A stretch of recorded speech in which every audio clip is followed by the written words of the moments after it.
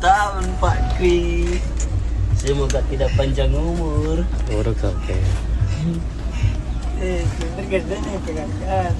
Mau gue lanat tahun ini. Pegang tupeng, yo tupeng tuh dia.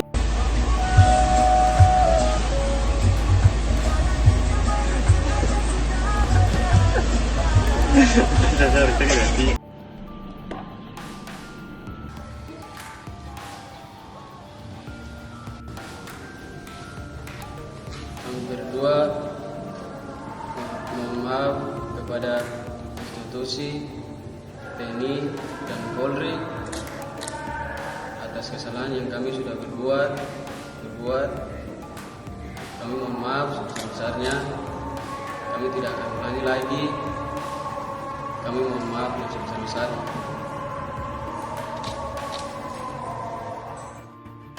Begini nasib dua oknum polisi yang jilati kue HUT ke-77 TNI, pasrah di balik jeruji penjara. Pasca viralnya video oknum polisi yang melecehkan perayaan HUT ke-77 TNI, kini nasib dua oknum polisi tersebut dikurung penjara. Di balik jeruji penjara, kedua oknum polisi ini tertunduk lesu dan meminta maaf kepada institusi TNI yang mengakui menyesal atas perbuatannya. Diketahui sebelumnya, video singkat mendadak viral di media sosial.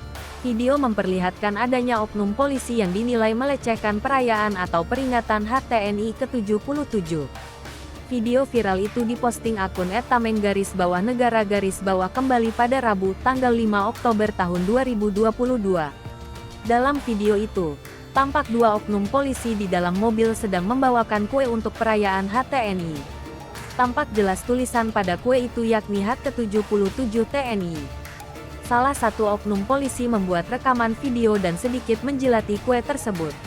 Lalu kemudian ada oknum polisi lainnya yang memegang kamera, mengeluarkan kata-kata yang melecehkan TNI.